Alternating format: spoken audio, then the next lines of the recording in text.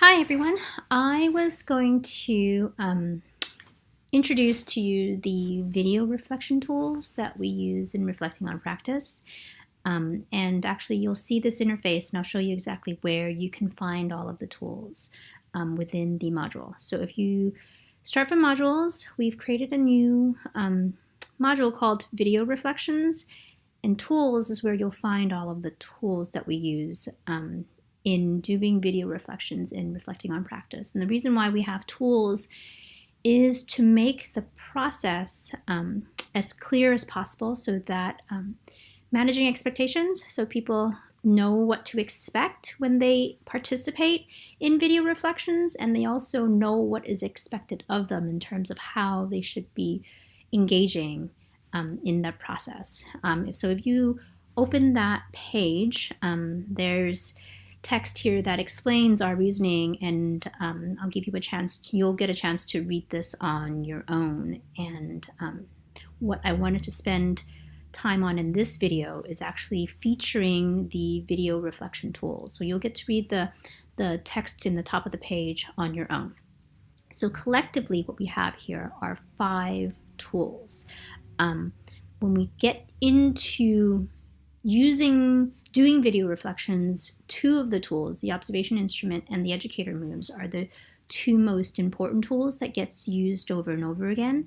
The first 3 tools, the overview and the norms and the roles, the feedback chart, and the video reflection protocol, are guides and structures, and after your team uses it for a while, these things should become easier and clearer. And then it's the observation instrument that they fill in every time, and the educator moves is the other instrument that they use to look at their practice and reflect. Okay, so I'm gonna click on each of the tools and talk about them in turn. Okay, so the first one, the overview, roles, and norms. If you click on that, you'll get this document, and you'll notice that this in the curriculum is found in Module 1, Session 2.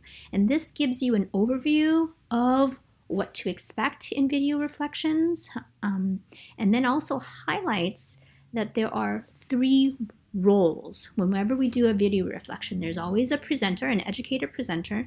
There's always peers, a collection of peers, and then there's always a guide, some person designated to guide the group, the community, through the video reflection. Right? And so within this document, you can read on your own, but it specifies the roles and responsibilities of the educator presenter, the guide, and the peer. And then there are also norms here, these code of conduct for all participants to be engaging in when they are participating in video reflections. And of course, these roles and norms are negotiable. As your community starts to use them, we just recommend that you go through the process a few times with these structures in place, and if there is need to do the modification, the community can do it after they've experienced it a few times. Okay? And the way that video reflections generally work, and the overview gives you a sense of that, the way it works is the first time the community does a video reflection, you do it as a whole community, and that's what we'll be doing in the online meeting 3.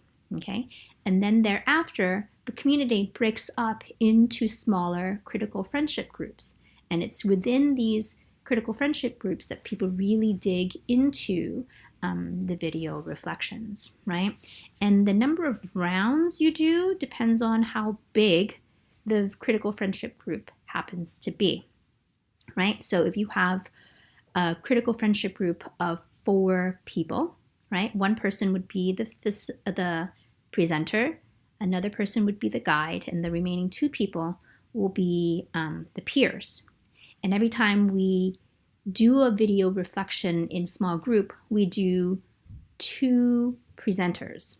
So that means presenter 1 and presenter 2 gets to show off their video so that we meet for 2 hours. And then the next time we meet, presenters 3 and presenters 4 get to show their videos. And each person, we spend an hour basically on reviewing and discussing their video. So that's why each video reflection session is 2 hours long. okay? The whole community video reflection is intended to be a place, time where the community practice the protocol and the tools the first time you do it, and then in subsequent times when you do these community video reflections, it's a way for the community to regroup and re-establish protocols and processes, right? Because we do video reflections in Module 2, Module 3, and Module 4, okay? And so there are reminders on what to do to prepare and what to expect in each of the rounds. So that's what you would expect to find in the video reflection overview and norms. The next chart document that I want to show you is the feedback chart. Okay, when you click on this feedback chart, this also is introduced in Module 1, Session 2. And what this is, it lets people know when you're providing feedback, how we want to provide feedback. We want to be positive and supportive, but we also want to be able to push on our peers, right? Because when people tell you constantly, oh, that was great, it's lovely, and you feel good, but how can you change what you're doing? Because what we want to remind everybody about reflective practice is that it's the underlying fundamental part of reflective practice is change. You want to do something differently. You want to engage, you want to teach differently from how you're doing it currently, right? So to be able to do that, you want to be able to be pushed by your colleagues, but then also in a very safe space so that you can be brave, okay? And so way that we think about providing feedback, we have warm feedback, right? That they recognize and they highlight. And you can see in this chart that there's what are some examples of warm feedback. And then you want to also be specific when you're providing feedback that's driven by the evidence from the video, okay?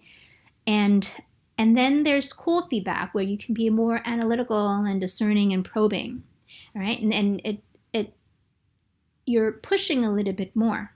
And then there's hard feedback where you're really challenging and extending, and in this case, sometimes even pushing on institutional norms and departmental norms and how things are at that greater level. That might be, really get your community to look broadly across your programs and your practices to say, oh, wow, why do we do these things this way?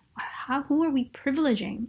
And who are we excluding when we do have our practices in these ways, right? So when you think about how we provide feedback in a video reflection session, oftentimes we start with warm, right? And then we ease into cool, and then we might bounce back and forth between warm and cool before we get into hard. And sometimes we might get into hard feedback, and sometimes we won't. Oftentimes that depends on the educator presenter, and that's the role of the guide to monitor that, to check with the presenter beforehand how comfortable they are on how hard the feedback can go.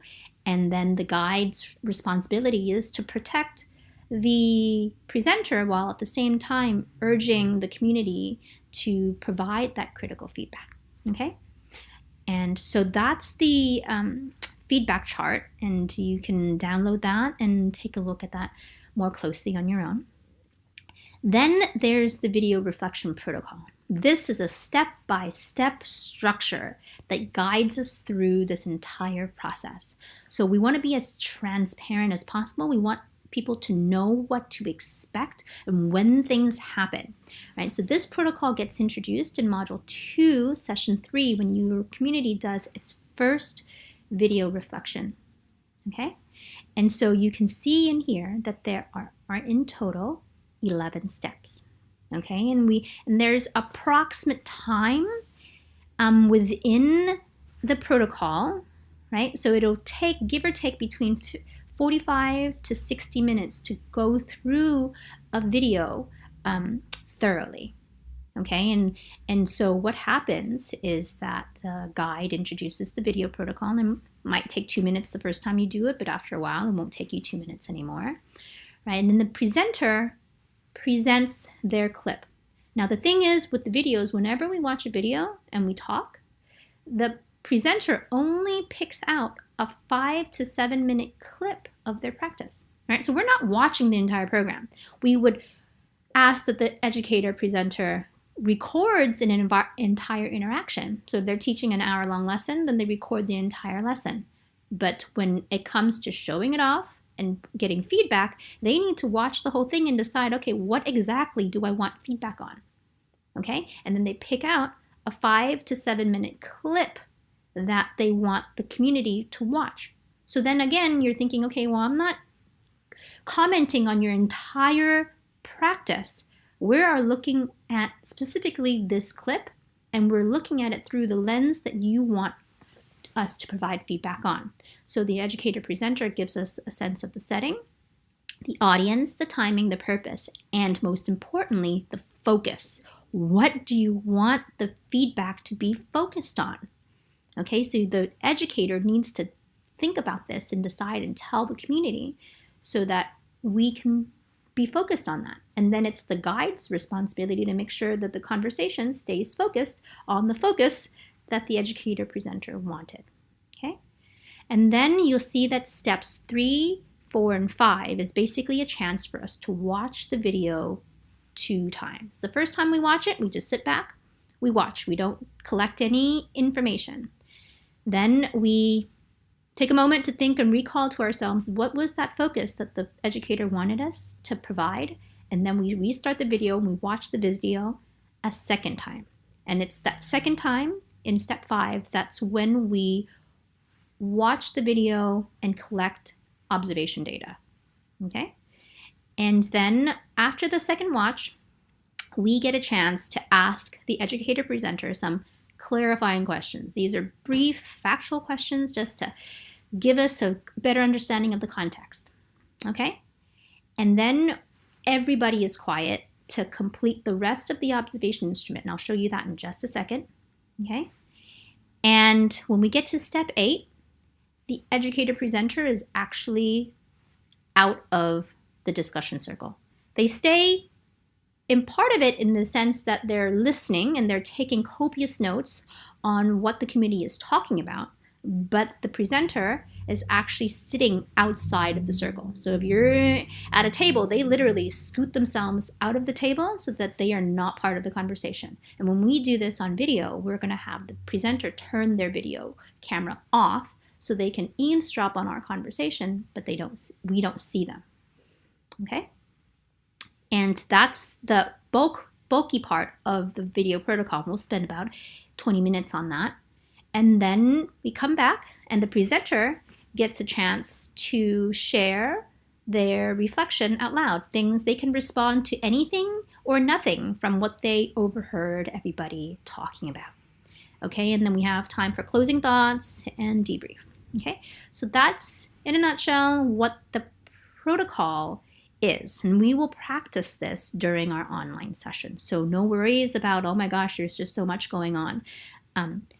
Okay, so you can get a chance to look at this protocol more closely. Then there is the 2 tools that everybody actively uses when we engage in the video reflection. So when we're actually doing a video reflection, it's really just the guide is using the reflection protocol, right, to follow it step by step. And after a while, when you use it, you'll know the steps by heart, right? When we're doing the video reflections, the observation instrument is what everybody fills in, okay? So there are 3 columns: notice, think, wonder, okay? So the notice column, and if you look in the protocol, in step 5, during the second watch, that's when you fill in the notice column based on what's happening in the video. The video is moving and you are just writing down literally everything you see and hear. Whether you think that's important or not, you just scribble them down, okay? What do you see and hear happening? And then when you get to step 7 of the protocol, when everybody's quiet, right, you get some quiet time to fill in the think and wonder column. Now, looking back at what notes you wrote down on what you saw and heard happening, what do you think is going on? What kind of assumptions can you be making based on the observed actions? And then also, like, what is all this making you wonder about? What are some suggestions and implications for teaching can you derive from your observations and your inferences that you can provide for the educator, right? All this based around their feedback focus. Okay, so that's when you fill out your think and wonder column during step 7 of the protocol. Okay, so when we fill all these things out, then we get to talking. All right, and when we get to actually, if you scroll down to the back page, there are some examples of what these things might look like. Okay, and then the last tool is the educator moves. Educator moves are what you can call actual actions that you might see an educator doing, and these are categorized here. In each of the modules has a set of educator moves for prior knowledge, for learning conversations, for engaging with objects, right? That you can consider. Some people think of these things as strategies, these things to keep in mind that the educator could be doing, might be doing, suggestions. And so we pulled this tool out when we get to step 8 of the protocol. Okay, when we start discussing our observations and when we start discussing our assumptions and our wonderings, we will refer to the educator moves to see, okay, well, was there a tendency for certain moves? Were there moments, missed opportunities for other moves that we might suggest as part of our wondering? Okay, so that's what the educator moves are for. The educator moves here in the first column gives you the definition of the categories, and then the second column here is what this might look like. And there's space here also for your community to start filling in examples of what things might look like in actual practice at your institution with your programs, right? So that the community starts owning this language and be able to talk about their practice using this vocabulary, but based on your own experiences, relevant to the programs and activities and experiences that are available in your institution. Okay, so that's when we use the educator moves, and you can continue to evolve and update and revise this education move. And this is where your language also emerges to talk about your practice as a community. Okay, so that's the 5 observation, video observation tools. And I'm going to make this video available right down here as soon as I'm done. Okay, so I look forward to seeing you next time.